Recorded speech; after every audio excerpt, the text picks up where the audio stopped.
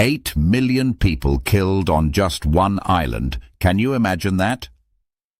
In the last episode, we saw how Columbus first reached the New World. The natives welcomed him with open hearts, but soon destruction followed.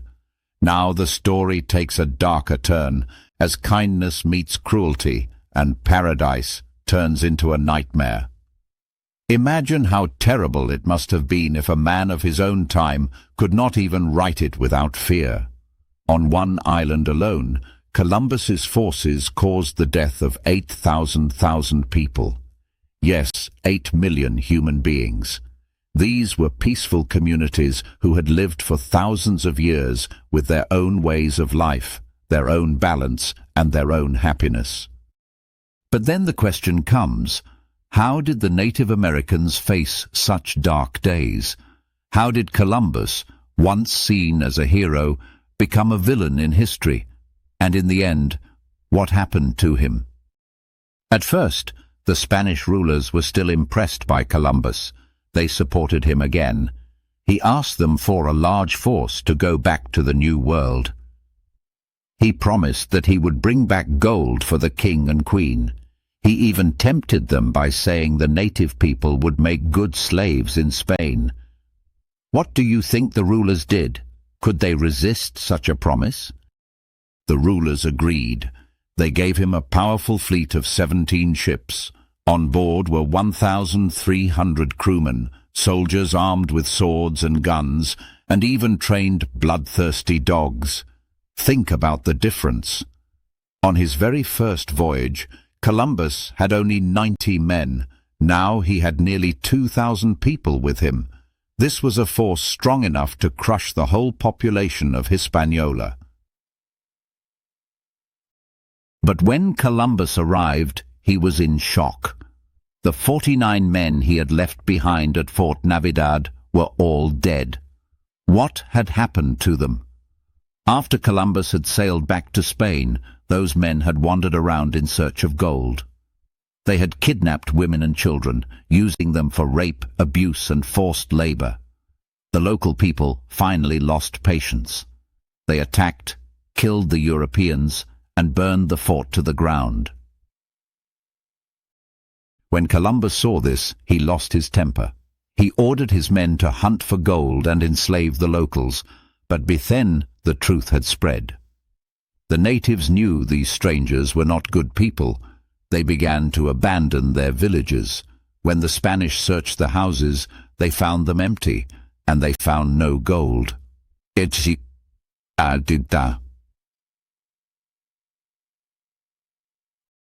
By 1495, almost 3 years after he first came to the West Indies, Columbus grew anxious and restless. Where was the gold he had promised to Spain? If gold could not be found, then what could he give them? His answer was, slaves. So Columbus gathered his large force and raided many villages across Hispaniola. That year, 1,500 men, women, and children were captured. They were chained like animals, beaten and locked into cattle sheds, guarded by soldiers and dogs. Can you imagine the fear in those dark sheds? From those captives, 500 of the strongest and healthiest were sent across the sea to Spain. But the journey was cruel.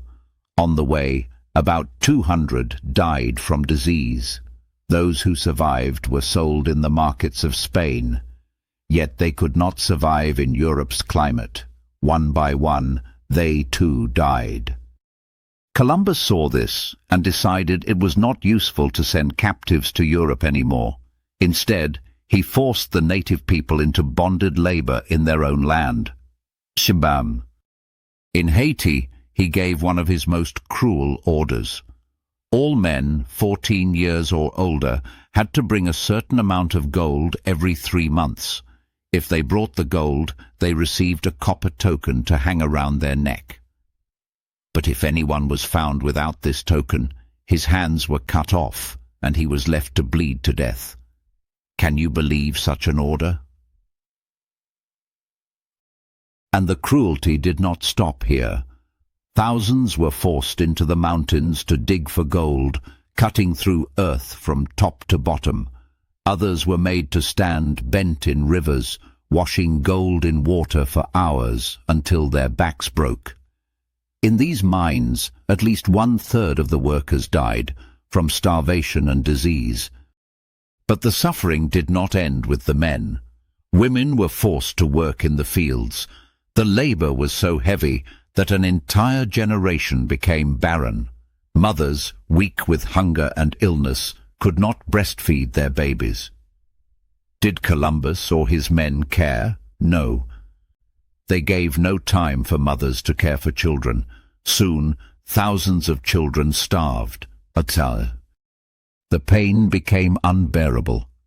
Some mothers, unable to watch their babies die slowly, drowned them out of helplessness. Husbands died in the mines, wives in the fields, and children for lack of milk. What was once a fertile and lively land had now turned into an empty graveyard. A Spanish writer later visited the islands. He said he trembled from head to foot while writing about the cruelty. Imagine the fear if even he could not bear to write it. With time, the cruelty only became worse. The Spaniards grew so lazy that they did not even want to walk. The Native Americans could not match Spanish weapons. Swords, guns, and dogs gave the Spaniards more power. Many natives fled into the mountains and forests, but the Spaniards chased them. They shot them. They released dogs that tore people apart. Could the natives survive such power?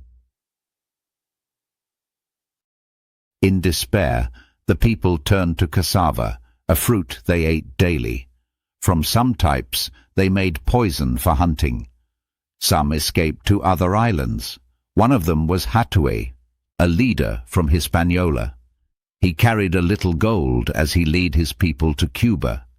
He showed the gold and said, "This is the cause of our suffering." Then he threw it into the river. Did this act end the greed of the Spaniards?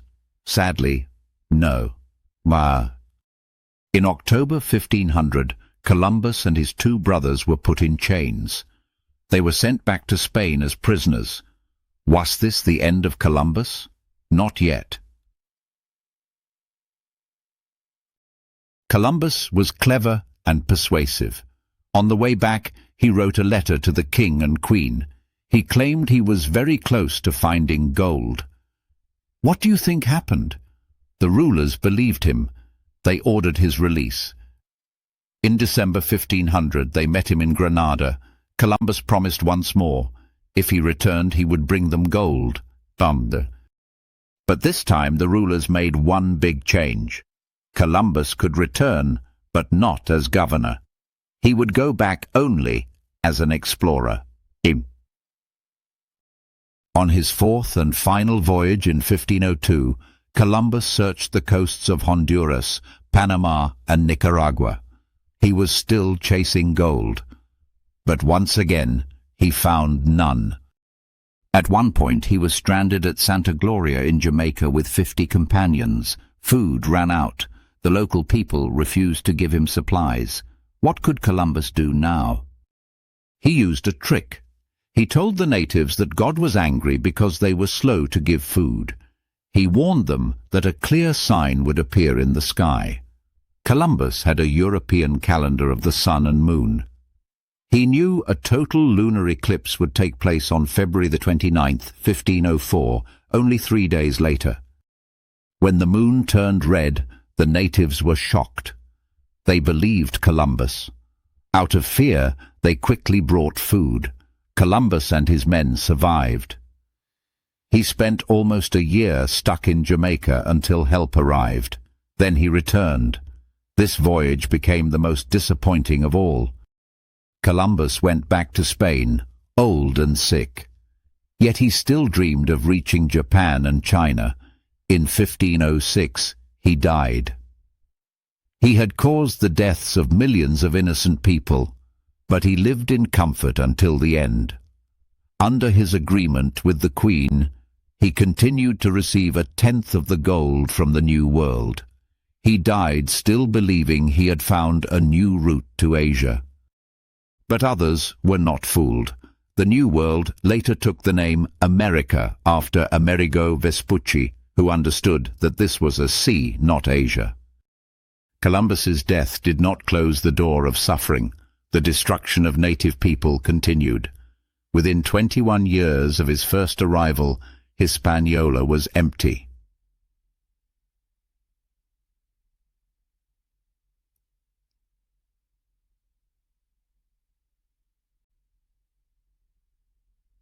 The 8 million people whom Columbus called Indians had perished through massacres, diseases, and despair.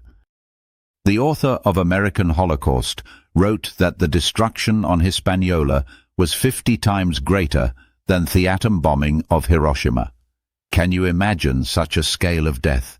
And this same pattern of killing and dying spread across many islands of the West Indies.